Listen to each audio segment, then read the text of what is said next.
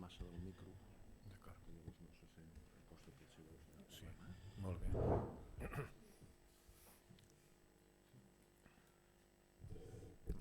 Bona tarda. Benvinguts al segon diàleg d'història urbana del període, el període setembre-gener, que vam començar fa un parell de setmanes. I només dir-vos que teniu el programa del CRET en físic, que el teniu allà a la taula, el podeu agafar al sortir si voleu. Està a les taquilles, també el podeu agafar a les taquilles. Però no és exactament el que fem perquè hi ha hagut una sèrie de canvis, llavors millor que consulteu sempre la web, perquè la web està actualitzada i si hi ha algun canvi allà sempre us sortirà immediatament. Aquí ja no podem fer-hi res, un cop ho tenim imprès no podem fer-hi res. Bé, el diàleg d'avui es fa per commemorar un aniversari que tots coneixem, que és l'aniversari de l'arribada de la ràdio a Espanya, no a Catalunya ni a Barcelona, sinó a Espanya, que va ser l'EAJU, Ràdio Barcelona, que va fer la primera emissió l'any 1924. Ara fa 100 anys. No sé exactament el dia, això l'Armand ens ho dirà, suposo. I per això tenim l'Armand Balcebre, que és una persona de sobre conegut, amb un prestigi a prova de bombes, que és catedràtic de Comunicació Audiovisual i Publicitat de la UAP i que és també director del grup de recerca COMSET, amb unes línies de recerca que van sobre la història de la ràdio, sobre el llenguatge radiofònic, història de la publicitat, transparència i corporacions locals, que ha fet tota una sèrie de publicacions que podeu trobar, són públiques. Les últimes, per exemple, amb Fernández San de Manuel, 100 años de radio, un altre Darwin en el desván, Progreso, Sumisión, Tecnología y Medios de Comunicación, etc. Només són dos mostres del treball de l'Armand, que és un treball de prestigi molt ben fet sobre la ràdio. Jo com a persona de ràdio també, perquè faig el meu programa de ràdio, estic molt content que es faci un diàleg d'aquestes característiques i més que el faci una de les persones que més bé ens pot parlar del tema d'avui, que és la ràdio a Barcelona i concretament de Toreschi. O sigui que sense més us deixo amb l'Armand Balcebre, que us explicarà tot el que té avui per explicar, que és molt i molt sucós. Moltes gràcies.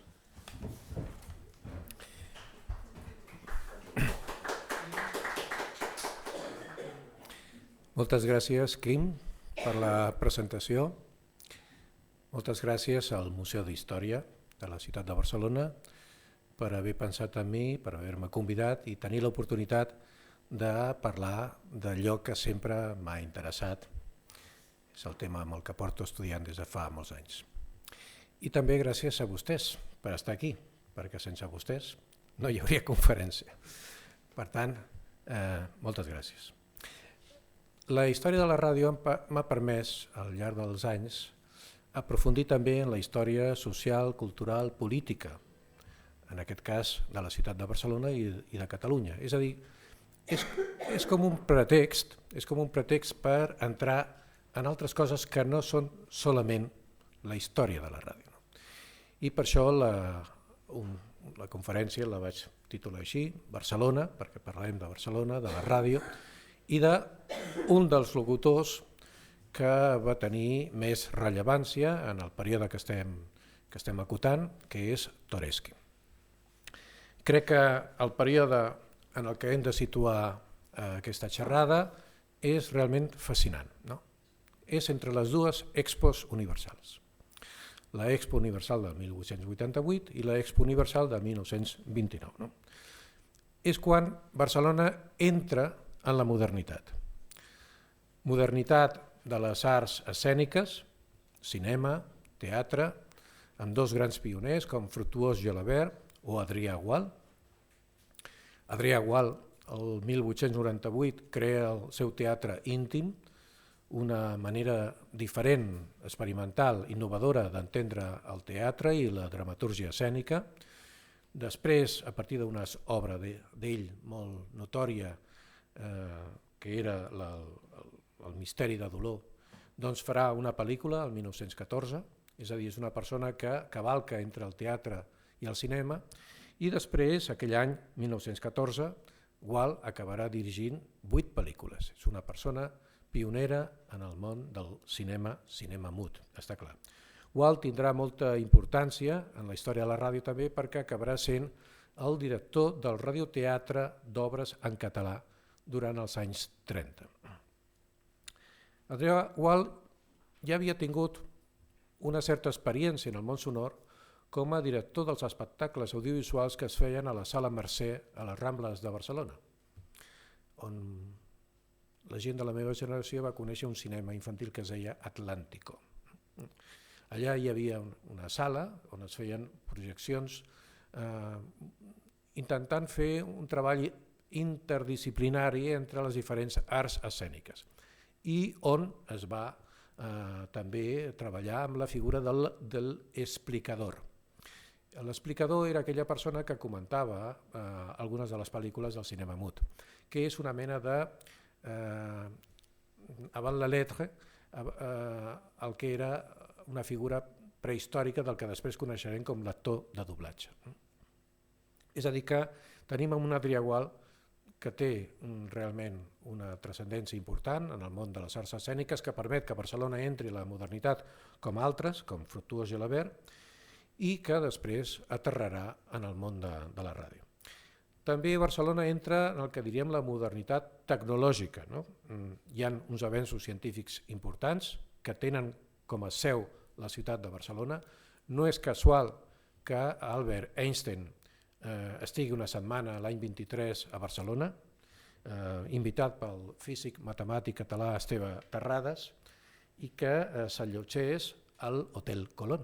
Aquí tenim una representació de la factura que li van cobrar a Albert Einstein per la seva estada a l'Hotel Colón. L'Hotel Colón també representava un indicador de modernitat. És amb l'Exposició Universal del 1888 quan Barcelona comença a obrir-se al turisme i es comencen a construir molts hotels. L'Hotel Colón serà un dels hotels que s'anirà construint, que de cara a l'Expo Universal del 29 doncs, haurà d'ampliar en 2 plantes les 4 que ja tenia. L'Hotel Colón amb 4 plantes a l'esquerra, l'Hotel Colón amb 6 plantes a la dreta. En el 6è pis i en aquesta mena de cúpula és on s'instal·larà Ràdio Barcelona. L'any 24 és també l'any de la primera línia de metro, plaça Lesseps, plaça de Catalunya. Per tant, és també una entrada important en el món de les comunicacions urbanes. L'any 24 és també en el moment que s'aprova l'Estatut Municipal. S'aprova a Madrid, però permet que tots els municipis, i la ciutat de Barcelona també, estan autoritzats per crear els seus propis serveis d'electricitat, gas i també d'aigua. Finalment, l'Ajuntament de Barcelona no ho va fer, la pressió de les companyies privades va ser molt forta i l'aigua, el gas i l'electricitat van continuar sent explotades per companyies privades que pràcticament les detentaven en forma de quasi monopoli. Aquí en aquesta fotografia a l'esquerra, dins de la cúpula, tenim a Urbano Fando, el tècnic que manipulava els equips d'emissions. Urbano Fando era també molt pluridisciplinar perquè també participava en algunes de les emissions com a rapsoda, llegint alguns poemes. I a la dreta tenim uns obrers instal·lant les primeres antenes sobre el terrat de l'Hotel Colón. El naixement de Ràdio Barcelona doncs, és una conseqüència dels avenços tècnics científics que s'havien fet des de 1875, quan comença a fer-se les primeres proves d'electricitat a Barcelona. La primera prova de llum elèctrica a Espanya es va fer a Barcelona l'any 1875, des d'aquest vaixell, la fragata Victòria, instal·lada als molls que amb un gran focus va arribar a il·luminar una part de les Rambles, fins i tot es deia que arribava la llum al Gran Teatre del Liceu. 2 anys més tard, el 1877, Tallers Dalmau, la mateixa empresa que va fer aquesta primera prova de llum elèctrica, organitzava també la primera comunicació telefònica a Espanya, des de Barcelona. Molt poc després de que Alexander Graham Bell inventés el telèfon. Aquí el veiem amb una de les proves i demostracions. I l'any següent, 1878, Tallers Dalmau introduïa el primer fonògraf a Espanya, des de Barcelona. Edison l'havia inventat l'any anterior. És a dir, que arribaven molt aviat els grans invents i les grans millores tecnològiques. Barcelona, doncs, fou una ciutat pionera en els avenços tecnològics i així, doncs, no ens ha d'estranyar que l'any 1924 a Barcelona naixés la primera emissora legal a Espanya, Ràdio Barcelona EAJU. Aquesta és la foto que representa el que jo he anomenat els 13 magnífics. 13 representants de diferents multinacionals en el sector radioelèctric que van fundar l'Associació Nacional de Radiodifusió, que de seguida que la dictadura de Primo de Rivera el juny del 24 va aprovar la primera llei de ràdio, doncs es van presentar la seva candidatura per explotar una emissora de ràdio, per obtenir una llicència, que va ser la primera, i per això diem que Ràdio Barcelona és la primera emissora legal de funcionament a Espanya. Aquí són fotografiats amb l'enginyer, primer director de Ràdio Barcelona, Josep Maria Guillén García, en el centre de la foto assegut. D'aquests 13, jo destacaria 3. El primer, assegut a l'esquerra, és la meva esquerra i la vostra, no? Sí. El primer a l'esquerra, Roy Stephen Noble Bywater, enginyer, nascut al carrer Palai de Barcelona l'any 1886. Va ser promotor de que els ferrocarrils de Catalunya arribessin a Sant Cugat, fundador del Club de Golf Sant Cugat, membre de la colònia anglesa que va començar a establir-se a Barcelona a la segona meitat del segle XIX. Molts membres de l'Església Metodista, molt actius en la fundació del Futbol Club Barcelona i del Club de Tenis Barcelona. El Club de Tenis Barcelona es coneixia com el Club dels Anglesos. Roy Stephen Noble, que després es va catalanitzar i es va dir Noble, era cosí de Clara Noble Malvida, la muller del poeta Joan Maragall, que s'havien casat l'any 1891. Roy Stephen Noble era representant de la General Electric a Barcelona, a través de l'empresa que va fundar el seu pare, Anglo-Española de Electricidad, que també estava situada al carrer Palai. El seu pare havia fet la instal·lació elèctrica de la Font Màgica a l'Exposició Universal del 1888 i el seu fill, Roy Stephen Noble, va fer la instal·lació elèctrica de les llums lluminoses, de les fonts lluminoses de Montjuïc a l'Exposició Universal del 1929. Roy Stephen Noble, a més, va assumir la despesa més important per la creació de Ràdio Barcelona. La instal·lació de la primera emissora al 6è pis va suposar una bona inversió de diners que pràcticament la va assumir quasi ell sol, unes 100.000 pessetes de l'època. El segon, de peu en el centre, és Pau Llorenç Gispert, enginyer. Com a propietari de l'empresa Autoelectricidad, era el representant a Espanya de diferents empreses nord-americanes, entre elles la Atwater Kent.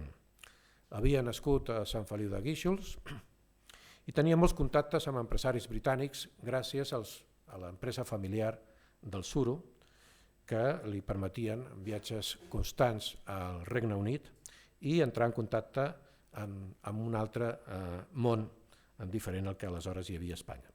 Era amic del farmacèutic doctor Andreu, el de les pastilles del doctor Andreu, propietari de mitja muntanya del Tibidabo. I això va fer que el doctor Andreu els cedís a Ràdio Barcelona una part d'aquesta muntanya per instal·lar les antenes de Ràdio Barcelona quan es va veure que des de l'Hotel Colón no es tenia una gran cobertura. Això va ser l'any següent, 1925. Llorenç també era molt amic de Francesc Cambó, que no feia ni 3 o 4 anys que havia estat ministre d'Hisenda del govern espanyol. Llorenç va ser el president de l'Associació Nacional de Radiodifusió i va ser un dels promotors l'any 29 de la ruptura amb Ràdio Barcelona per fundar una nova emissora, Ràdio Associació de Catalunya. I el tercer home fonamental, jo crec, també per la creació de Ràdio Barcelona, assegut a la dreta, va ser Eduard Rifà Anglada. Eduard Rifà es pot dir que és el responsable de la funció social i educativa que li van voler donar en la programació de Ràdio Barcelona en els seus primers 5 anys. D'acord amb el seu pensament, un pensament catalanista i molt religiós. Rifà va ser encarregat de gestionar la compra del primer equip emissor, a Western Electric. Era un equip emissor de molt baixa potència, el que es va instal·lar a l'Hotel Colón, i de seguida, quan va sortir la competència amb un equip emissor molt potent, l'any 1925, Ràdio Catalana, doncs Ràdio Barcelona va perdre una mica de protagonisme i els hi va obligar a incrementar els equips tècnics, i és quan l'antena es trasllada de l'Hotel Colón al Tibidabo. Rifà va ser l'ideòleg més bel·ligerant en contra del monopoli de fet que va mantenir la cadena Unió Ràdio fins al final de la Guerra Civil Espanyola. Una cadena dirigida des de Unió Ràdio Madrid per Ricardo Urgoiti, un altre enginyer que havia estat a Washington i havia entrat en contactes amb moltes multinacionals nord-americanes. Urgoiti, després de la creació d'Unió Ràdio Madrid l'any 1925, va anar comprant a poc a poc, una bona part de la decena d'emissores que aleshores funcionaven a Espanya, i també Ràdio Barcelona. Ell intentava, amb aquesta compra, dotar-se d'un poder fàctic per poder després endur-se el Servei Nacional de Ràdio, que havia de ser la primera emissora, la primera cadena de ràdio que funcionés per tota Espanya. Finalment, cap govern, ni la dictadura de Primo de Rivera ni la República, va convocar el Servei Nacional de Ràdio i això no es va fer. Fins la Guerra Civil, la Ràdio Espanya va ser una explotació privada. Podríem pensar, sentit això, que la ràdio neix a Barcelona de l'empenta, de l'esforç d'aquestes persones. Sí, va ser així, però només veuríem la realitat des d'una perspectiva. Perquè darrere d'aquestes persones hi havia un conglomerat de multinacionals, d'empreses multinacionals, que el que volien era fer-se amb el control de la ràdio a tota Europa. I tot comença l'any 21 a París, en aquest hotel, l'Hotel Ritz de París. L'any 21, entre els mesos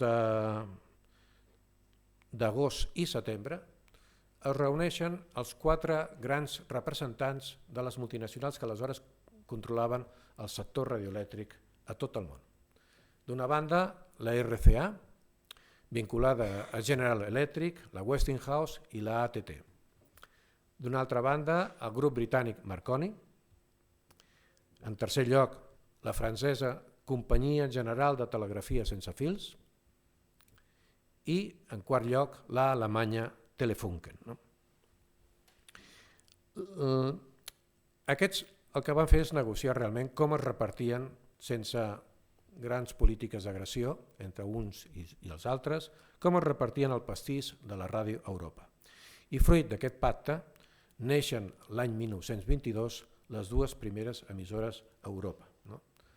Radiola a París i la BBC al Regne Unit.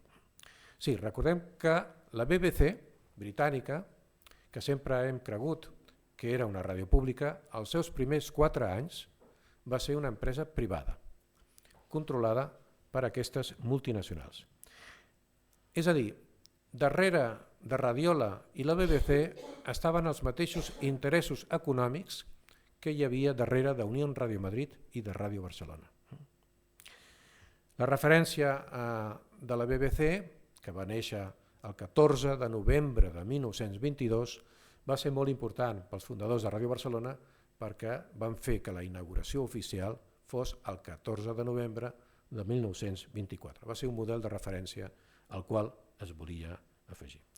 Són aquestes companyies multinacionals les que es converteixen en un lobby important, pressionen el dictador, el general Primo de Rivera, perquè faci una llei, el juny del 24, que els hi beneficiés els seus interessos, que no entrés en competència a l'Estat i que ho deixés tot en mans dels interessos privats. És a dir que la rivalitat important, quan pensem sempre la rivalitat que hi ha hagut entre Madrid i Barcelona, aleshores no era entre Unió Ràdio Madrid i Ràdio Barcelona, perquè darrere pràcticament d'aquestes dues emissores hi havia els mateixos interessos econòmics.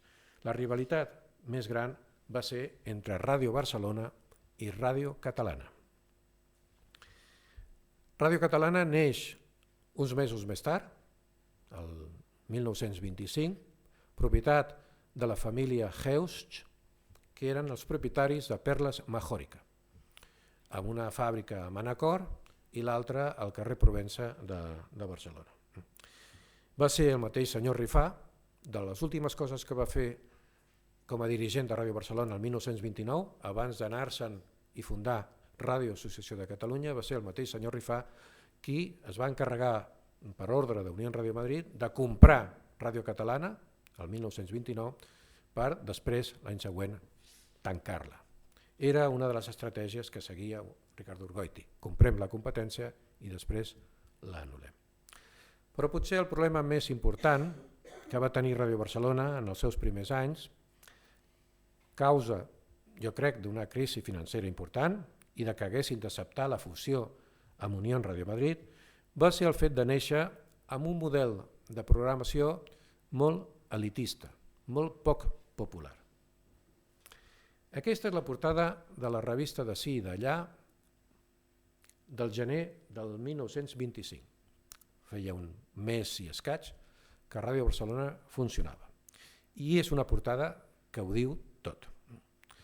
Una programació fonamentada en concerts de música clàssica, retransmissió de les òperes del Liceu, conferències tècnic-científiques, informació de borsa. Poc podia atraure a la gent de classe treballadora. La primera direcció de Ràdio Barcelona, entre 1924 i 1926, volia finançar la programació principalment amb les quotes voluntàries dels radioients. Es crea una unió de radioientes, pagaven una quota mensual, això donava uns drets de reparació dels aparells a la revista Ràdio Barcelona i amb això es volia finançar tota la programació de Ràdio Barcelona, la qual cosa suposava pagar les orquestres, pagar el personal, pagar el lloguer dels cables telefònics que pujaven de l'Hotel Colón fins a la muntanya del Tibidabo. És a dir, era realment un cost molt important. I clar, les quotes eren voluntàries. Res els impedia escoltar si no pagaven, escoltar l'emissió si no pagaven. I els burgesos de Barcelona, les elits que anaven als concerts del Palau o a les òperes del Liceu, van dir que per què pagar per una cosa que podem escoltar gratuïtament. Tot i així, hem de subratllar que Ràdio Barcelona va aconseguir en els primers anys 10.000 abonats. Però 10.000 socis, molts d'ells amb una quota molt baixa, que va ser insuficient per mantenir una programació, unes nòmines de personal, la millora dels equips tècnics, etc. A partir de 1926, amb una primera fusió entre Ràdio Barcelona i Unió Ràdio Madrid, la cosa comença a canviar. La programació es fa més popular amb la incorporació de la publicitat com una via financera imprescindible. Fins aleshores, la direcció de Ràdio Barcelona havia considerat la publicitat una via financera prescindible. I, per tant, és quan comença a tenir més notorietat i entren més ingressos.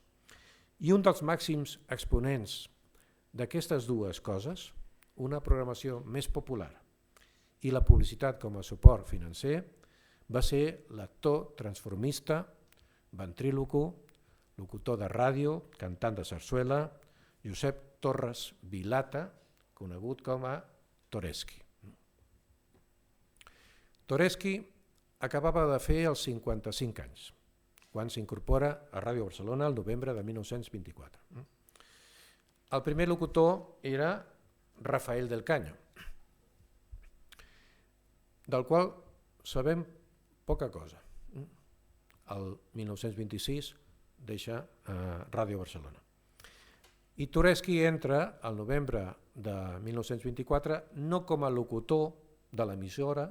El locutor era el que havia de donar pas a les orquestres, el que havia de donar algunes notícies, el que havia de llegir la guia comercial, etc., sinó que entra a càrrec de la sessió infantil amb què s'obria la programació del dijous a les 6 de la tarda. Els dijous l'emissió de Ràdio Barcelona s'obria a les 6 de la tarda i es dedicava mitja hora a l'emissió infantil. Molts col·legis els dijous a la tarda no feien classe i per tant era un target molt coherent amb l'objectiu d'arribar a una audiència familiar, tant nens com a pares. En aquesta edició del 27 de novembre de 1924 veiem que la programació de Ràdio Barcelona obre l'emissió amb un programa de mitja hora de Toreschi,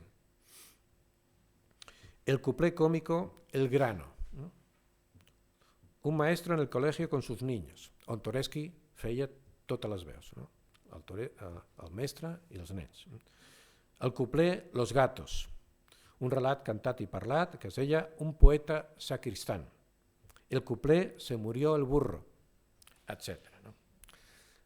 El relat còmic El poeta sacristán ja l'havia treballat Toreschi molt abans i havia fet un enregistrament a Nova York el 1913. Anem a escoltar-lo. No me conocen ustedes. Soy el sacristán de San Crisóstomo. Gran poeta, gran sacristán. Soy el que las toco. Las campanas, ¿se entiende? Ah, lo que sale de mi mente. Poesía tétrica, lúgubre, cómica y móndriga. Y qué prosa, fíjense. Era un buen día de noche. El sol con sus rayos helaba la tierra.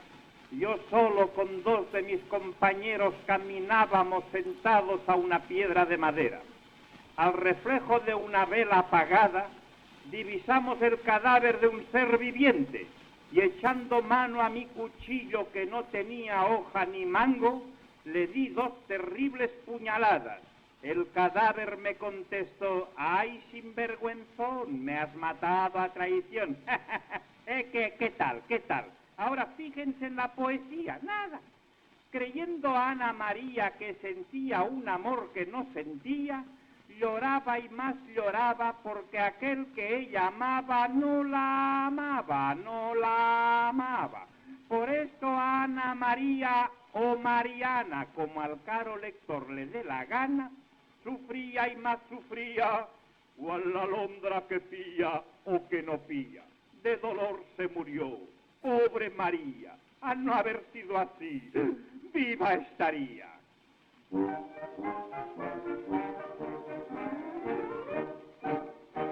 Al despuntar el alba, despierto a los vecinos al toque de oración, al toque de oración, al toque de oración, va el cura a decir misa, aviso a los creyentes que vengan sin tardar, ahí vienen con frecuencia con un chiquirritín, y después de bautizarlo yo tango ning nang ning, ning ning ning, ning ning ning.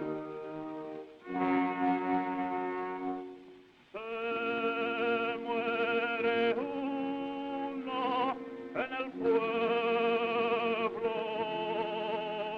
hecho sin dilación las campanas al vuelo.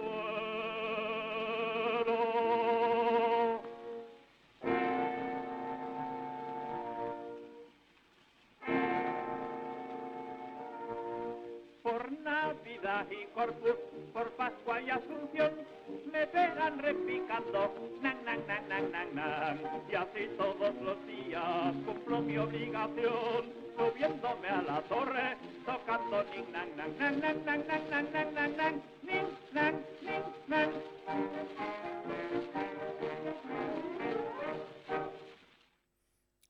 Del 1913 és el que hem escoltat. Hem pogut veure les habilitats vocals que tenia Toresky per canviar de veus, independentment de que l'humor que aleshores es feia servir potser ara no ens agradi. No? I que de seguida el va fer un candidat molt preuat per les primeres emissions de Ràdio Barcelona si es volia arribar a aquest target de públic infantil i familiar. Darrere dels nens estaven els pares, sobretot les mares, a les 6 de la tarda, imaginem que sobretot estaven les mares, que eren les que després eren també prescriptores de consum familiar. I per tant era també un públic que volia arribar a Ràdio Barcelona. Toresky s'incorpora a Ràdio Barcelona després d'una llarga carrera professional. Quan ell arriba a Ràdio Barcelona ja era molt conegut, era famós, era un actor que havia estat per tota Amèrica, al nord i al sud, i també durant la Primera Guerra Mundial va estar a Hong Kong i Filipines. Aquí el veiem com un actor transformista. Els actors transformistes eren aquests actors que amb vestuari, maquillatge i canvi de veu es transformaven davant del públic, es transformaven en diferents personatges. Toresky podia arribar a fer en una mateixa representació una vintena de personatges.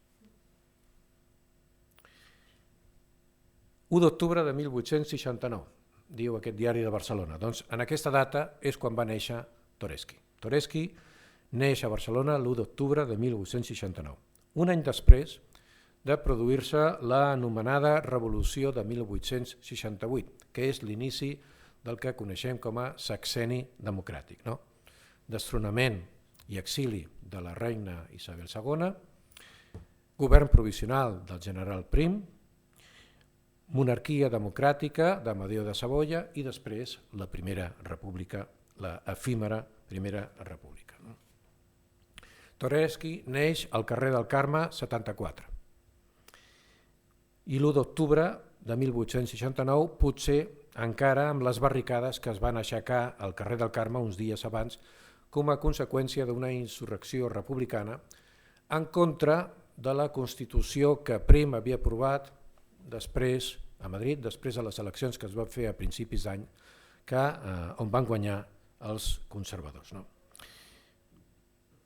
També, en aquell moment, tot el Raval estava en vaga, convocada pel sector tèxtil del cotó. Algunes fàbriques es trobaven en el barri del Raval. El sector del cotó aleshores era molt important.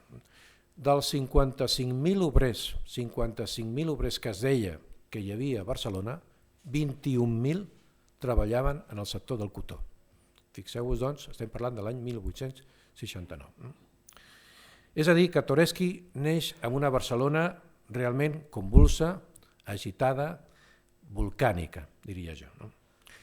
Toresky és el fill d'un fabricant de llums i fogons de gas, Mecheros Torres, que havia inventat l'any 1891 uns pràctics fogonets de gas, per cuinar amb gas.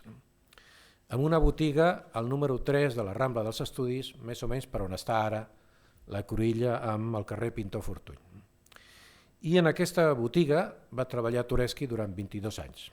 Abandona el negoci familiar i se'n va a Amèrica a fer les Amèriques. Un rodamón els primers 2 anys, realment amb unes condicions vitals molt precàries, amb problemes fins i tot per menjar, fins que a Cuba, l'any 1897, es fixa amb l'actor transformista italià Leopold Fregoli, que era la gran estrella del transformisme i de la ventriloquia. Toresky coneix a Fregoli a l'Havana, es fixa molt amb ell, assisteix a algunes de les seves representacions i és quan se n'adona que ni cantant de sarsuela ni teatre escènic, el que ell vol ser és, en el futur, un actor transformista, que el convertirà en un actor famós i reconegut arreu del món, amb actuacions per tot Espanya, Europa i Amèrica. Toreschi acaba la seva carrera internacional en un teatre de Manila, al gener del 1917, i torna a Barcelona en aquest vaixell, el Carlos de Izaguirre, que cobria la ruta Manila-Cadis-Barcelona. Donant la volta per Sud-àfrica, per Ciutat del Cabo, per fugir millor dels alemanys perquè estem en la Primera Guerra Mundial. Quina casualitat que només uns mesos més tard, a finals de maig, Toreschi torna al gener del 1917, a finals de maig, en aquest mateix vaixell, en viatge de tornada de Barcelona a Manila, el vaixell xocaria amb una mina alemanya a Ciutat del Cabo, quan estava donant la volta per Sud-àfrica, i s'enfonsaria amb un balanç de 134 morts, tots espanyols. Entre ells, el ventríloco molt conegut que precedí la carrera de Toreschi, un ventríloco català que es coneixia amb el nom de Martín. No era el seu nom, era un pseudònim. Martín, que treballava amb ninots autòmates. El mateix Toreschi participaria després, unes setmanes després, en l'homenatge que es va fer al Teatre al Salón d'Oré per recollir fons per la seva vídua, per la vídua de Martín. Toreschi, ja ha retornat a Barcelona, farà el 17, torna a Barcelona, entre el 17 i el 24, que entra a Ràdio Barcelona, farà algunes gires per Catalunya i també per la resta d'Espanya i formarà part de seguida de la primera nòmina d'artistes que col·laboraven amb la programació a partir de novembre del 24. Un canvi important es produeix l'any 26, quan la fusió entre Unió Ràdio Madrid i Ràdio Barcelona, perquè Rafael del Caño deixa l'emissora i Toreschi aleshores assumeix la funció de primer locutor de Ràdio Barcelona. Una de les seves responsabilitats era llegir la guia comercial. La guia comercial era un espai de 5 minuts on es donaven anuncis per paraules, anuncis breus, un rere l'altre, la qual cosa no deixava de ser molt avorrit. I aleshores la direcció de l'emissora li va demanar que busqués la manera de fer la guia comercial més distreta, no tan avorrida. Ell mateix explicava en una entrevista el que va passar. La dirección me comunicó cierto día la necesidad de intercalar en el enunciado de anuncios algo que distrajese al público, algo que amenizase mis parlamentos.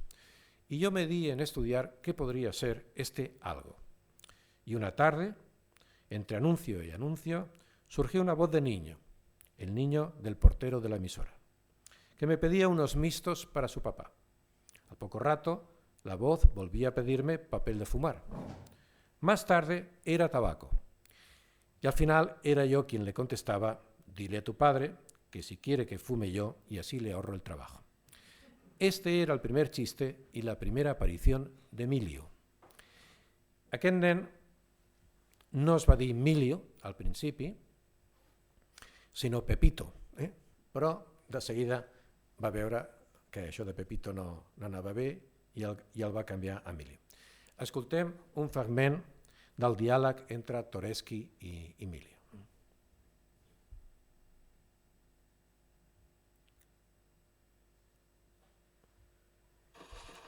Vamos a ver, Emilio, tus apellidos son...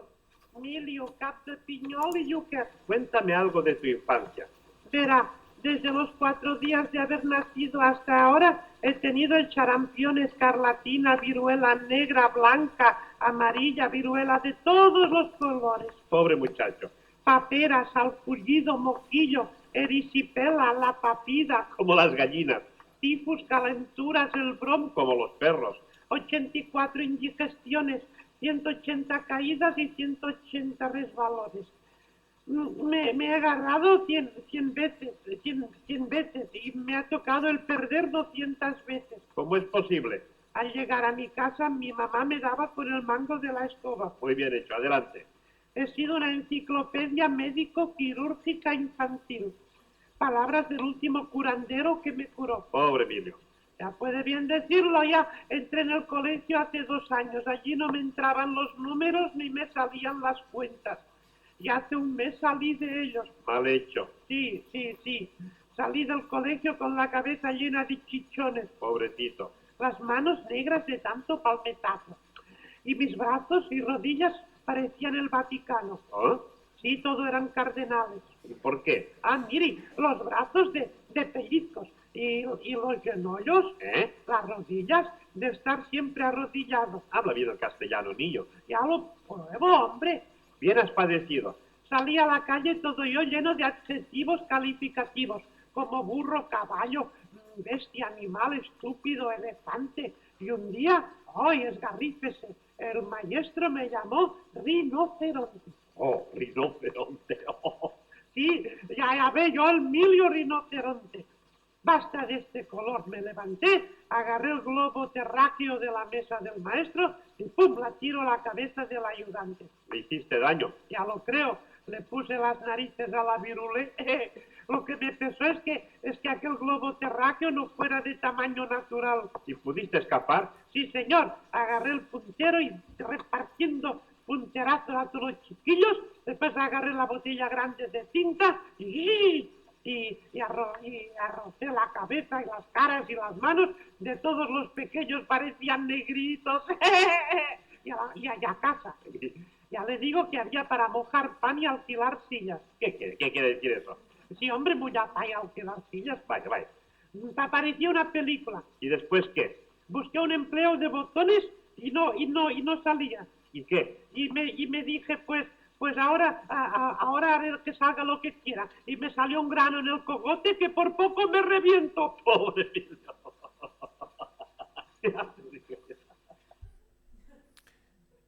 Eren enregistraments en disc, per això els tenim, perquè el primer aparell gravador en disc no entra a Ràdio Barcelona fins l'any 34. Per tant, són enregistraments en disc, en 78 revolucions, tots duren 3 minuts i és el que ens ha permès poder tenir accés a aquests àudios que si no, no hi hauria manera. La ràdio, un dels problemes de fer història a la ràdio és que no tenim el suport sonor de moltes de les coses que han passat, no? Però sí tenim els guions que podeu treballar, si voleu, des de casa, entrant a internet, perquè estan ja els guions de Ràdio Barcelona digitalitzats fins l'any 52. Els tenim a la Facultat de Ciències de la Comunicació i és realment una de les nostres joies documentals de la facultat i d'Espanya, perquè l'entrada realment hi ha una col·lecció única, no hi ha molts guions que es puguin consultar i d'una manera gratuïta i lliure. A través d'aquests diàlegs, Miliu va ser l'alter ego de Toreschi i es va convertir en la gran estrella. A través de les emissions infantils es va convertir en la gran estrella de la ràdio a Catalunya, no? A partir de les quals, a més, va aconseguir una gran acollida entre les famílies, també perquè es va abanderar com a promotor de campanyes de beneficència, fomentant la solidaritat ciutadana per recollir diners i comprar aparells de ràdio pels hospitals, els asils, els orfenats, i també diners per comprar mantes i roba d'abric per la gent indigent que dormia als carrers de Barcelona. Recordem que Barcelona, en qüestió de 20 anys, incrementa la seva població d'una manera exponencial. El 1910, 500.000 d'habitants. El 1930, 20 anys després, 1 milió, el doble. La migració, que venia molta gent precària, molts per treballar a la Pedrera de Montjuïc, per fer la rehabilitació de Montjuïc i convertir-la en el que després va ser per l'Expo del 29, doncs va portar molta gent de fora de Catalunya i realment vivien la gent en unes condicions molt precàries. Doncs ell es va convertir en el que se'n diu el primer home sos, el primer home al qual se li podia demanar ajuda perquè ell estava sempre a punt per aconseguir diners d'alguna manera o altra i sensibilitzar les institucions perquè també el recolzessin. La revista Ràdio Barcelona anava deixant constància del protagonisme que tenia Toreschi i el seu amic Milio. En les portades aquestes de la revista veiem Radio Caridad Infantil, Amiguitos de Emilio, Radio Progreso de AJU, que és quan l'antena es trasllada al Tibidabo, Radio Reyes de Emilio, és a dir, que la festivitat dels Reis, i les joguines, moltes joguines, les portava a Toreschi amb Emilio. Herència d'això són les campanyes de Cap Nen Sense Joguina que encara organitza per Reis cada any Ràdio Barcelona. I a partir de 1929, l'actor i dramaturg Josep Miret i Soler es va unir al duo Toreschi-Emilio. Miret ja participava al radioteatre, a diferents retransmissions com a locutor de Ràdio Barcelona, des de 1926. Aquí veiem a Miret, Emilio i Toreschi. I a la dreta, aquí tenim una referència de l'homenatge que se li va fer el 1929 a Toreschi, convocant a tots els seus amics i admiradors al restaurant La Pàtria. El restaurant La Pàtria era on havia estat la cerveseria Moritz, a la cruïlla entre el carrer Montaner, Sepúlveda i Ronda Sant Antoni. Era un restaurant molt freqüentat pels sectors catalanistes durant la dictadura de Primo de Rivera. I això ho sabem perquè amb una còpia del guió que tenim a la col·lecció de guions a la facultat, doncs van afegir dins de la programació del dia 29 de desembre de 1929, van afegir aquesta nota per fer una retransmissió de l'acte on participaven diferent gent i farien diferents parlaments. Es van posar altaveus perquè la gent que no pogués entrar al restaurant ho pogués sentir des del carrer. I més tard, als anys 30, Toreschi i Emilio van protagonitzar amb l'actor i professor de català Artur Balot l'espai Lliçons del català. Van fer uns fascicles com aquest.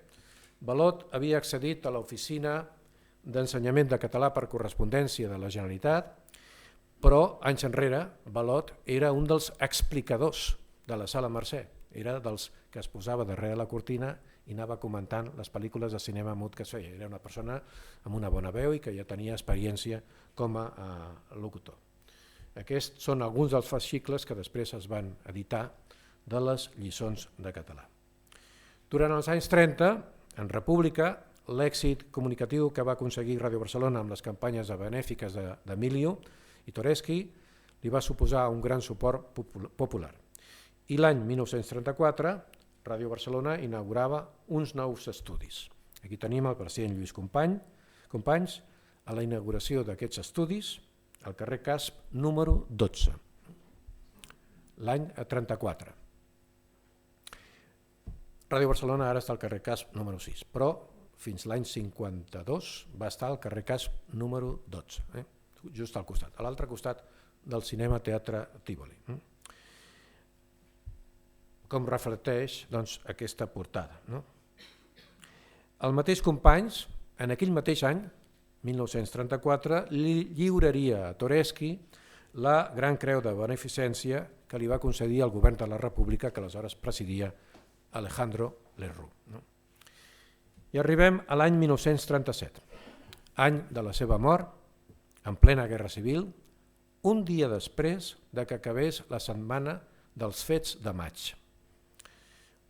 Els Fets de Maig van ser com una segona setmana tràgica quan la Generalitat, UGT i el PSUC s'enfronten a trets amb els anarquistes de la CNT-FAI i els trotskistes del PUM, a diferents llocs de la ciutat, especialment als voltants de la plaça de Catalunya, de la plaça Universitat i també del Paral·lel, amb un balanç d'uns 200 morts, segons les darreres estimacions que han fet alguns historiadors. La majoria d'aquests 200 morts van ser de la CNT-FAI. L'Hotel Colón de plaça de Catalunya, aleshores seu central del PSUC, va ser un dels edificis preferents de l'ofensiva anarquista. Toreschi moria el 10 de maig de 1937. a la seva torre de Sarrià amb 67 anys. A partir de l'empitjorament de la seva salut, després de patir una feridura. L'havia patit uns mesos abans. En una carta dirigida a Jaume Torrents, que actuava com a secretari de Ràdio Barcelona, que aleshores era com un cap de programes, el Toreschi, el 3 de març del 1937, encara es mostrava preocupat des del seu llit perquè li arribessin roba de vestir i roba interior a uns nens de 5 a 12 anys d'una llar d'infants del carrer Copèrnic. Toreschi li demanava perdó a Torrents per la lletra. No sabia que un atac de feridura desfés la lletra d'una persona. Li deia en aquesta carta. Però el poeta i dramaturg Adrià Gual, que havia estat, com ja he dit abans, cap dels programes dramàtics de Ràdio Barcelona, en el llibre que sobre Toreschi es va fer uns mesos després de la seva mort, el juliol del 1937, diu que el dissabte 8 de maig, mor el dia 10, el dissabte 8 de maig, Toreschi va desaparèixer misteriosament de casa seva. La seva muller el va buscar, però ningú li donava notícia. Adrià Gual diu que després va aparèixer als locals de Ràdio Barcelona. Encara que Adrià Gual no ho diu, sembla que aquesta desaparició misteriosa va ser perquè un escamot de la FAI, les anomenades patrulles de control, el va detenir durant unes hores. Suposem que la mediació de la Generalitat i de la direcció de Ràdio Barcelona va fer possible el seu alliberament. 2 dies després moria Toreschi. D'això no en parla Adrià Gual, estem al juliol del 1937, però seguint amb els misteris escriu al final: i així va viure edificant damunt de la ingratitud i el recel, damunt de l'egoisme i el malentès. A què es referia exactament Adrià Gual? Es podria referir a la campanya de desprestigi que va patir anys enrere per part dels dirigents de Ràdio Associació de Catalunya. Volien que Toreschi anés a Ràdio Associació i Toreschi va dir que no, que es quedava a Ràdio Barcelona. I a partir d'aquell moment, Eduard Rifà, en el diari de la Publicitat, va fer una campanya de desprestigi de Toreschi. Però també es podria referir, més recent, a la repressió sobrevinguda per part de la CNT que no va veure amb bons ulls algun dels acudits de Toreschi i Milio. El periodista Lluís Permanyer, en un article a La Vanguardia l'any 1999, insinuava que la culpa de que la FAI el detingués estava potser en aquest diàleg entre Milio i Toreschi a través de Ràdio Barcelona. Senyor Toreschi, per què posen reixes a les presons? I Toreschi contesta: perquè no hi entrin els lladres, Milio.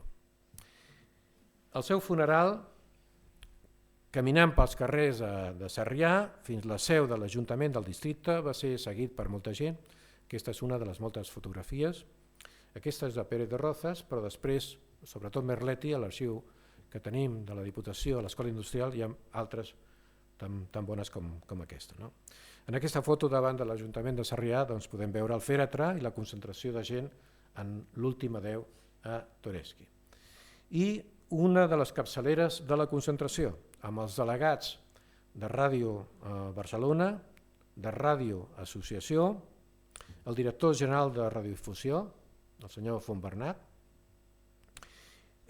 i a l'esquerra de tot, en aquest cercle, podem veure l'escultor Àngel Tarrach, l'autor de l'escultura d'Emilio, que es va fer en homenatge a Toreschi l'any 1934. Tarrach, com molts altres, marxaria després a l'exili, primer a França i després a Mèxic. L'escultura d'Emilio, després d'estar uns anys mig perduda, es va instal·lar finalment l'any 1961 als jardins de la Sagrada Família, on és ara. Doncs, gràcies a un actor com Toreschi, el que es va aconseguir és que un nen de 8 anys, Emilio, acabés sent un personatge principal en la història de la ràdio a Espanya i a Catalunya, 100 anys després del naixement de EAJU. Barcelona, la ràdio i Toreschi. Moltes gràcies.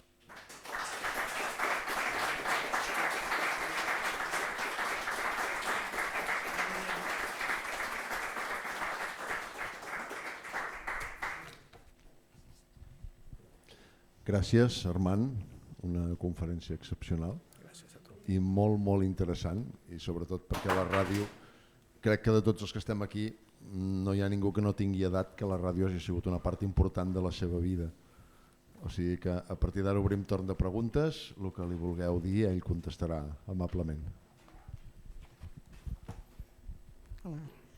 Jo vaig ser estudiant de la Facultat de Comunicació de l'Autònoma i m'he dedicat anys al periodisme, però escrit, no a la ràdio. El vaig tenir de professor? No, em sembla... Des de quin any està l'Autònoma? Jo soc de les primeres promocions. Des del 79. Doncs jo estava allà però no el vaig tenir. Qui més hi havia de professor? Bueno, és igual.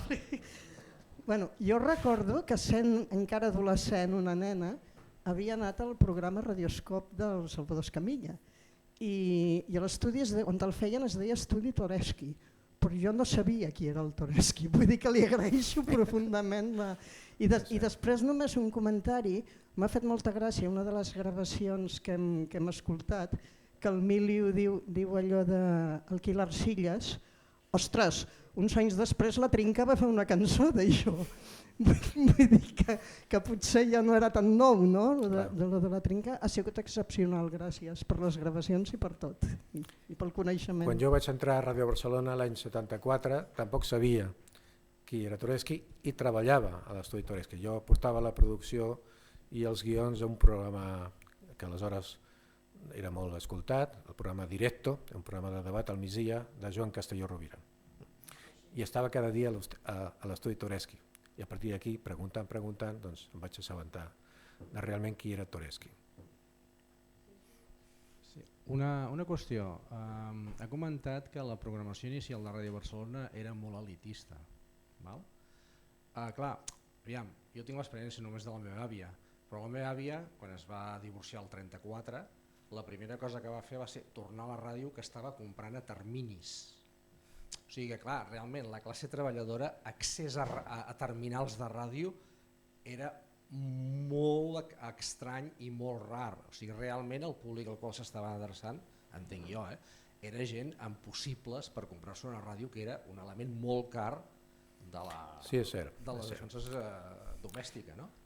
Aquest elitisme va durar, ja dic, molt poc, perquè a part del poder adquisitiu que poguessin tenir les famílies per comprar un aparell de ràdio de vàlvules, també és cert que a Barcelona hi havia una gran base de radioaficionats que van ajudar a moltes famílies que no ho eren a construir les ràdios galenes, que era res, una caixa de puros amb un oscil·lador, un detector, i que es podia escoltar una o dues emissores. Per això hi va haver una guerra entre Ràdio Catalana i Ràdio Barcelona perquè emetien simultàniament, i si emetien simultàniament, doncs, però de seguida per l'adquisició d'un aparell a terminis, és a dir, les facilitats que va donar el govern espanyol per poder comprar coses a terminis, i per l'assistència de les ràdios galenes i el canvi de cultura de programació quan entra Unió Ràdio, doncs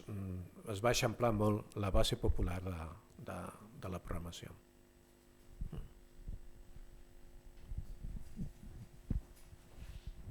Sí, una pregunta. Ràdio Associació, en aquests primers anys, que l'ha anat esmentant de tant en tant, diríem, tindria un perfil similar al que ha explicat de Ràdio Barcelona, és a dir, uns grups diríem multinacionals al darrere, el tipus de programació que feia, etc. O era molt diferent? Sí, era molt diferent.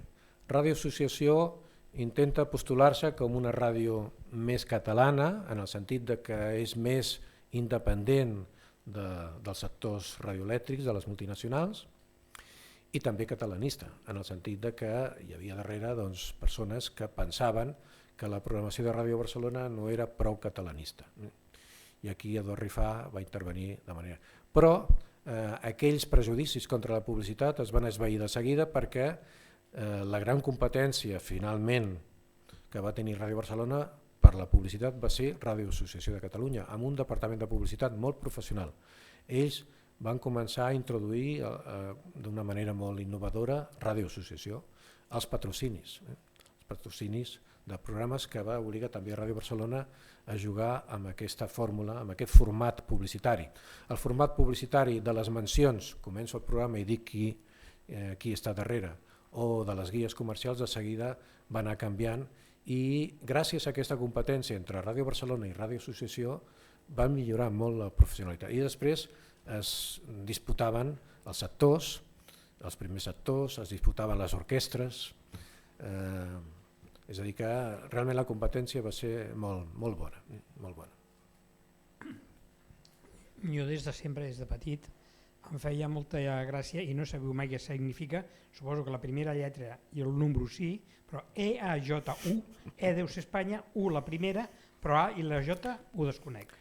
AJ és el còdig que es dona a les emissores que fan emissió radiofònica parlada a la gent. Els radioaficionats aquest AJ el converteixen en un altre codi. És a dir, les primeres emissores que ja funcionen com emissores com el que ara entenem com emissores de ràdio, doncs se'ls va donar el codi EAJ. EAJ1, Unió Ràdio Madrid era EAJ6, Ràdio Catalana no sé si era EAJ15, és a dir que, per tant, sí, és una curiositat que també jo tenia en el seu moment. Són els codis que fan servir. Radioaficionats encara n'hi ha, no sé si algú de vostès és radioaficionat, però jo coneixo uns quants, són gent que en el seu aparell, una emissora, fent servir uns codis, a través de la ona curta connecten amb gent de tot el món i parlen entre ells i tenen diàlegs. No és una emissió oberta, és una emissió de punt a punt, mentre que les emissores de ràdio que es creen a partir del 24 són de punt a molts. Una pregunta. Tens referència del nano que surt, el Miliu? Era de carn i ossos. Sí, en les fotografies. Tens referència de qui era? No ho sé, no ho sento. Jo imagino que... Jo sí, jo et puc aportar. Doncs després me la dones. Perquè és un oncle meu. Digue-ho ja perquè així... És un oncle meu. És? És un oncle meu. Ah. O sigui que puc donar... I com es deia? Els meus avis vivien davant de la casa del Tureschi. Ah. I ell era un nano i el Tureschi... Per això havia de ser un conegut de la família. D'això després et puc donar dades i coses. Sí, doncs jo crec que pot ser interessant. Després creuem correus electrònics. I el seu fill, que és un cosí meu, viu a Girona, li he dit que si podia venir, no ha pogut venir, però vinc jo a dir això. Que et puc donar la referència, fotografies... Doncs molt bé. Té una carta del Tureschi en el Miliu que li desitja sort i no sé què. Molt bé. Doncs sí que m'agradaria tenir. Doncs gràcies. Després en parlem. Van fer després un ninot. Sí. Perquè, clar, d'aquesta... Ell va anar creixent, no el podia portar... bueno, clar, el nen aquest anava creixent. El nen va anar creixent i després ho va convertir en un ninot. Perquè de la notorietat que va aconseguir a través de les emissions, ell després també es guanyava molt bé la vida fent representacions teatrals. Efectivament. I allà anava amb el meu oncle. I després amb el ninot. Perquè el teu oncle... Tinc un dubte. Em van explicar després, clar, hi va haver hereus de Tureschi, és a dir, que Ràdio Barcelona als anys 40-50 va ser substituït per el personatge de Casademont, que era... No, això va ser molt més tard. Enric Casademont, que era també un actor i ventríloco, va crear també un personatge que ja em sortirà, i després des de Tarragona, Josep Maria Terrassa, va crear el Maginet Pelacanyes. Maginet Pelacanyes. Clar, ells vivien també dels bolos que feien per teatres i per això necessitaven un ninot. Però un dia amb el personatge de Casademont, quan ja estava a Ràdio Espanya de Barcelona, la de les Rambles, la que incauta Falange després de la guerra, Ràdio Associació, va utilitzar un actor amic seu i el va disfressar com un ninot i el va posar assegut en una cadira i aleshores va manipular-lo, li pujava el braç, li pujava el cap, etc. I en un moment determinat recreen que s'enfaden i el Casademont se'n va de l'escenari i tota la llum queda concentrada amb el ninot. Però de sobte el ninot cobra vida, no? S'aixeca i diu, vaja, se n'ha anat i se'n va. Allò va ser un impacte dramàtic pels nens que hi havia aleshores a la sala Mozart. La sala Mozart era una sala per teatre infantil, va ser impressionant. Doncs jo crec que alguna cosa semblant deuria fer Toreschi, que potser el Casademont ho va veure. El que tinc entès que el meu oncle, que estava, mentre ell feia l'obra de teatre, ell no parlava, no va parlar mai ell, ni cantar ni parlar, sinó que es bellugava en funció de que ell li deia coses i es bellugava, però no va arribar a declamar ni a parlar. Molt bé. Això és el que m'ha arribat a mi. Doncs molt bé, doncs, més una nova informació. Mai deixem de conèixer coses noves. Més preguntes? Tenim un debat animat avui. Això és la importància de la ràdio a les nostres vides. I a més, fixeu-vos la màgia que hem aconseguit de trobar la persona que feia d'Emilio. És una cosa impressionant. Una anècdota que no té res a veure, m'acompanya la meva muller, amb ella vam escriure les cartes d'Helena Francis. I a la presentació que es va fer a Barcelona, de sobte també apareix una senyora que es diu que ella va ser una de les persones que escrivia les cartes d'Helena Francis amb la correspondència postal que es tenia amb totes les dones que escrivien a l'Institut Francis demanant consol als drames que vivien. No?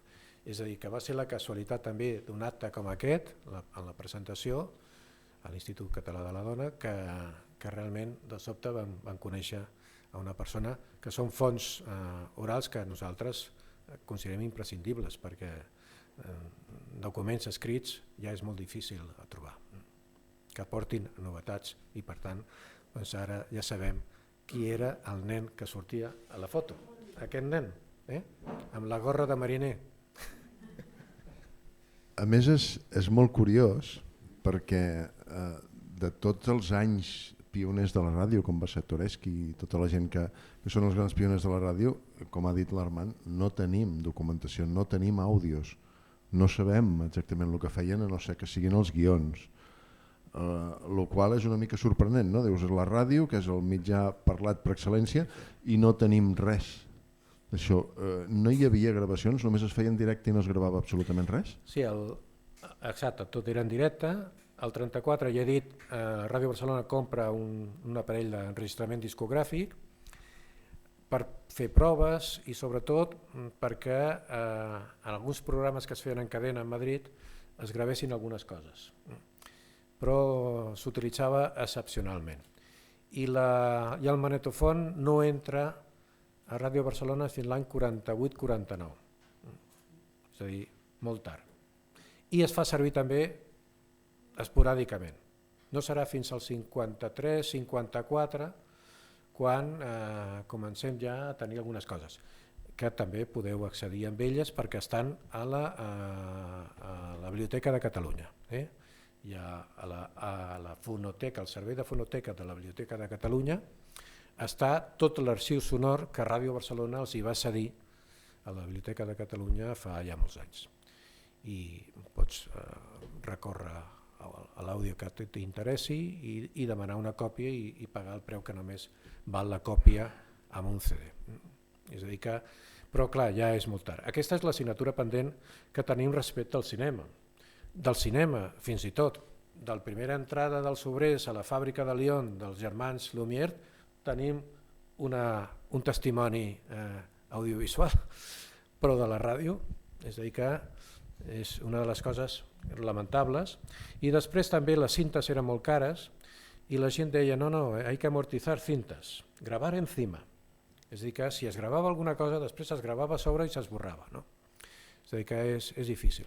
Ràdio Nacional potser és de les que té la fonoteca millor. Té una col·lecció de radioteatres i serials molt important, també. Però tancada, no pots accedir-hi amb ella només que de manera molt movent fils i amics i coneguts. És a dir, en canvi, la de Ràdio Barcelona, pel fet que està en un servei públic com la biblioteca, es pot accedir. I allà hi ha radioteatres impressionants. A partir del 49 ja hi ha teatres amb Ricard Palmerola, que era el galant, abans d'anar-se a Cuba, i la María Esperanza Sánchez, Encarna Sánchez, no la Encarna Sánchez que després es va conèixer a Ràdio Miramar, no. Encarna Sánchez Cascales, que era la primera dama del radioteatre de Ràdio Barcelona. Això potser és el més trist del cas, no? Que no tinguem, així com d'un pioner del cinema, com has nombrat, que és Fructuós Gelabert. Tenim la famosa baralla del cafè, la tenim. La rinya del cafè. Exactament. Clar, de la ràdio no tenim documentació sonora, del que és una autèntica pena. Més preguntes?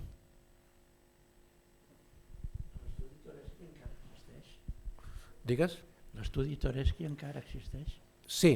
L'estudi Toreschi, tal qual es va conèixer a partir del 52, quan de Caspe 12 passem a Caspe 6, no. Aquest, que estava en els sòtans de Ràdio Barcelona, era un estudi que en el projecte d'obres es construeix també pensant en convertir-lo en plató de televisió, perquè en el 52, Televisió Espanyola neix al 56. Al 51 ja es comencen les proves a Madrid, però en el 52 encara es pensava que podria fer-se una cosa semblant a la ràdio, és a dir, que pogués explotar la televisió les empreses privades. I Ràdio Barcelona, que va veure les possibilitats de tenir un plató de televisió. I aleshores l'estudi Toreschi es va convertir en un estudi de ràdio que també pogués arribar a ser plató de televisió. Per tant, molt gran, amb un auditori per unes 140 persones, molt gran, i per tant, quan va arribar la modernitat periodística, van dir que perquè, si no fem programes cara al públic, perquè volem un espai tan gran al carrer Casp, que és caríssim, no? Per tant, ho van convertir tot en estudis petits. I aleshores el que van fer és l'antiga redacció d'informatius, que està en la planta del carrer, entrant al fons, la van convertir en un plató de televisió quan Prisa posa en marxa una cadena de televisions locals, que després es va tancar. I es feien algunes coses des d'allà. I aleshores, finalment, es va convertir en un lloc per fer presentacions de llibres, coses institucionals, i se'n diu Estudi Toreschi. És a dir que, de moment, i tenen el ninot que utilitzava Toreschi, l'han recuperat, em sembla que em van dir els de Ràdio Barcelona, els encants estava mig perdut, i algú el va comprar i el va donar a Ràdio Barcelona i s'ha rehabilitat, i em sembla que volien, durant aquest centenari, també exhibir-lo a l'estudi Toreschi. Faran emissions extraordinàries, m'imagino, i també, cara al públic, tots aquells que vulgueu, doncs jo crec que el podreu veure. Bé, ha sortit un altre tema, no? El fet de les companyies privades a la ràdio li han fet molt de favor, i les ràdios privades són una part molt important, la televisió. Desgraciadament en aquest país les televisions privades no són el que eren. Bé, alguna pregunta més? Doncs donem per tancat, moltes gràcies per venir i fins al següent. Gràcies.